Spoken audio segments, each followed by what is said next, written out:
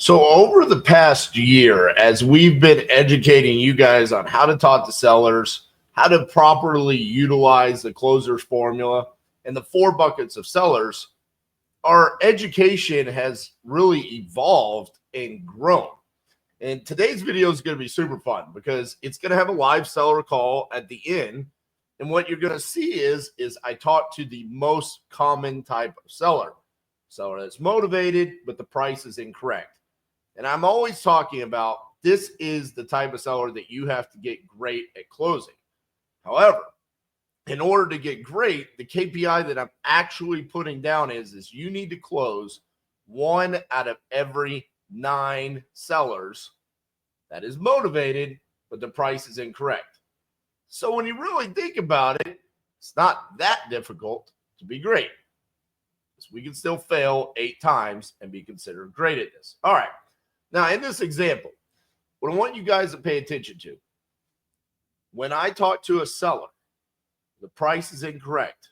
What we want to do is we want to identify their motivation, and then we want to educate the seller, right? You guys have heard me talk about this before. We got to educate the seller, right? Well, how do we do that? 1, we get them to agree to an after repair value, which is going to happen during this live seller call. The next thing that we need them to agree to is the amount of repairs needed to achieve that after repair value. Now, I tell you all the time, it's easy to get them to agree to the after repair value. Normally, what happens is there's a disagreement in regards to the amount of repairs. The other thing that happens here is because we're using logic, right? It's math, not magic. It's going to come down to the end where the seller just point blank has to say, I disagree with your numbers. I agree, and I want to sign a contract with you. Or my favorite, I agree to those numbers, and I don't give a shit. I'm still not going to sell my house for that low. I'll go find someone else. And that's kind of what happens on this one. Now, there's still a disagreement in repairs. But what I want you to really pay attention to is how I navigate this conversation, how I try to educate the seller and get them to understand why our offer is what it is. It's not lowballing the seller. I don't believe in lowballing the seller. I believe in educating them and making them a fair cash offer based off of the math, okay? So I do that. However, I want you to keep something in mind. This call goes all the way back to the middle of 2023. This is prior to me having the closer's formula, the 4 seller buckets, and me really breaking down, hey, when they're in this bucket, highly motivated, but price is incorrect, you need to educate. Start with the ARV, then go to the rehab, and then explain the holding, closing, and profit. And that's how we get to our number. It's all prior to that. This was the beginning stages, the natural evolution of what we're now teaching with the closer's formula. How did we come up with it from these moments? From watching film, going back and seeing these calls right here. What worked? What didn't work? What can we learn from this call? I know you guys love watching the ones where it ends in a contract and then it's, oh, hey, look, I just made $30,000. I just made $15,000. Those are great. There's a lot to take away from these calls because, quite frankly, you're going to have more of these calls than you are with the signed contract.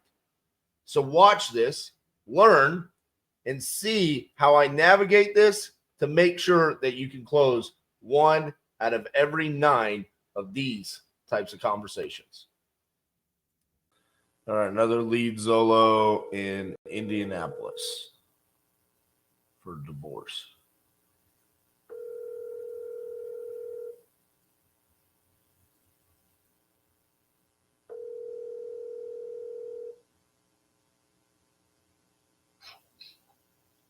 Hello.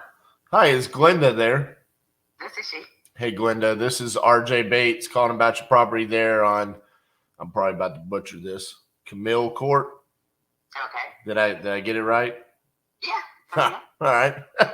Very good. I always have to spell it. Nobody knows how to spell it. Right. Pronounce it, but they're like, so I just spell that in my name. I got you. Never need it. So you had entered this on my website saying that you were interested in selling that property. Are you still looking to sell? Yeah, I think so. I mean, none of the criteria didn't. The reasons did not apply to me, but Okay. I was just curious of what. I tried OfferPad, and that was crazy. So, I mean, that was just stupid. Well, you said none of the reasons apply. So what's the reason why you're looking to sell? Oh, just because, properties are, they've accumulated a lot. And Right. probably, if you had to put a category of other, retirement might be, or either like that, or just people just curious, you know what I mean? I gotcha. Mm-hmm. Well, so I'm an investor. So I like to buy properties for certain reasons. And that usually is there's something wrong with the property, or there's something that needs to be fixed up with the property, or there's an opportunity for me to purchase it and I could rent it out for cash flow. Does your property kind of fall under the category of any of those things? Like, is there an opportunity for me to kind of come in and fix something? Yeah, probably so, because I've been here for since '97. Okay. Yeah, and I haven't done a whole lot and didn't want to. But you can't rent these out in my neighborhood due to the bylaws with the. Gotcha. Yeah. So it's pretty much only if I can fix it up and then resell it on the backside. Yeah, I just can't. I mean, my thing was carpet, and I never really painted, just cosmetic stuff. And I'm willing to, take that Right. less money. But if I have to go the traditional route, then I guess that's what I do. But well, did you have a dollar in mind that you wanted to get for the property? Well, let's see what you say first. You watched my videos before? That's what you must have watched my videos on how to buy a house. You're learning how to sell a house. I ain't gonna tell you no number. No, I've never. No, I only sold one time. I bought 1, 2, 3, 4, 5, 6, 7. Well, I bought a bunch of times, only sold once. So really, I got you. No, I didn't know, but I mean, I'm just giving you. To sell. I'm just giving you a hard time. So let's talk about the square footage of the livable square footage is 2,400 square feet, right? Does that sound about right? Yeah, I think it's a little more because I did I don't think they added the extra 2 feet that I added to the left side. So I've got 2,473, and then it says there's a basement for 714. Does that sound about right? No, it's more. It's 9. I do remember it's 900 square feet in my basement. In the basement, okay. So that extra 2 feet or 4 feet, whatever it was, you know how you do the buff out, or they give you an option to boof it out. I did that. So my bedroom and the bedroom up front, and then my bedroom is extended. Gotcha. And the family room is extended.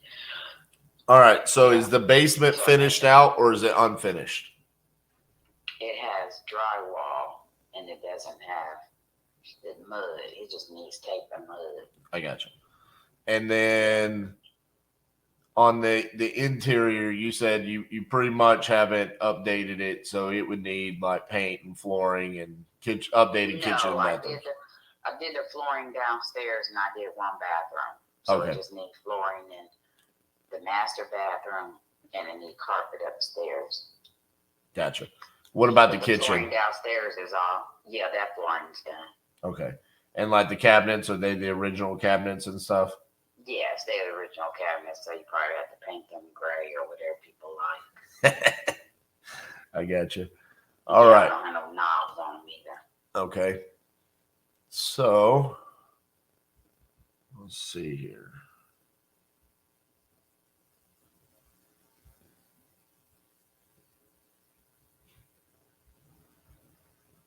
Give me just a few seconds. I'm running numbers. Oh, okay. So you went with OfferPad. What happened with them? They gave you an offer, and then when they came out, they tried to lower the price? Yeah, kind of, sort of. But I had an investor, and he said because the interest rates, I stopped with them, and he was from California, and he said because they higher the interest rates, he backed out. Yep. So I was like, you knew that when we had started. That was stupid. Wasting my time. I could have went on with OfferPad, you know. Oh, yeah. Well, you should have known when he told you he was from California. What that mean? No, I'm just giving a hard time. I'm from Texas, so we always give people a hard time in California. Okay, because California, well, y'all did jump into second place, third place instead of fourth. All right, so my daughter, she in Texas. That's the only reason. What part? Houston. Okay, I'm in DFW. So. Oh, Dallas, right? Yeah. DFW, Dallas, Fort Worth. Well, I say DFW because I'm in Fort Worth, and some people know Fort Worth, some people just consider us Dallas, but here in Fort Worth, we consider ourselves Fort Worth. We're not Dallas, but let's see. Yeah, what's that restaurant called?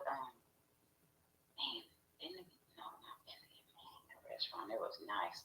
They had one in Dallas and they closed it, and then I think now they just have one in Fort Worth, and they have music.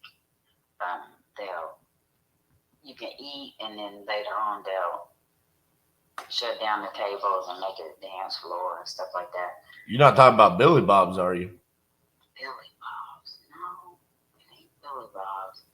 It was a chain of them, so it was more. I got you. About 3 of them, and now it's just one left. Huh. I love that place. It was nice. I don't remember that one. All right. Well, here's what I'm saying. I'm thinking if your house was completely fixed up, everything was new, it'd probably be worth about $330,000. Right. So from there, what I have to take into consideration is how much work do I need to do to get it up to that standard? What's that going to cost me? And then I've got to put in a little bit of room for me to make money. And then also all of the expenses when I go to sell it and stuff like that. So realtor commissions, holding costs, utilities, stuff like that.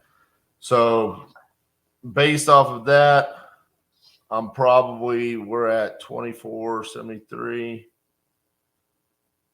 I'm probably going to be somewhere in the 180, 185 range.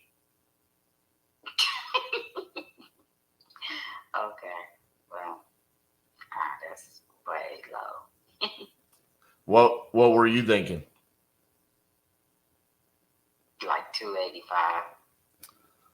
If I'm at 285 and it's worth 330 when it's fixed up, how am I getting there? I can't remodel a 2,400 square foot house for that amount of money and have realtor commissions and holding costs and everything else. I think this might be why other people might have backed out of their contracts. No, he backed out because he said I was at 285 with him. Right, and he didn't close. Right, because he said that because the interest rates went up. Well, he can say one thing, but I mean the reality is if he's buying your house at 285 and he's got to do any kind of work to it, I mean we just say we sold it at 330 with realtors, and then we got to pay the closing costs. That's $23,000 right there. So he's down to 307. I mean, that's $18,000 to do remodeling and whatever he's going to make. I mean, he's losing money. I'm pretty sure that's why. Pretty sure that's why he's not doing the deal. I think he just didn't understand how to actually analyze the property, or he was trying to wholesale it and not actually close on it, and no one bought it from him. Have you ever heard of wholesaling before? I think I have, but So essentially, that's where you get a property under contract and you're just trying to sell the contract. So, I mean, for me, this is where, and I understand where you're coming from. You're like, hey, I want to get as much money as possible for my property. I know I will, so I mean, it's no biggie for me. I can stay here or leave. That's why I mean, all I got to do is paint and do the floor. I just didn't want to do this stuff. So, yeah, it don't cost that much to do this stuff. But anyway, but when I'm looking at other properties that sold for $325, I mean, we're just show they didn't even do they ain't. Well, anyway, it doesn't matter. Okay. Well, thank you for all right. your time. Have a great day. Okay. Bye-bye.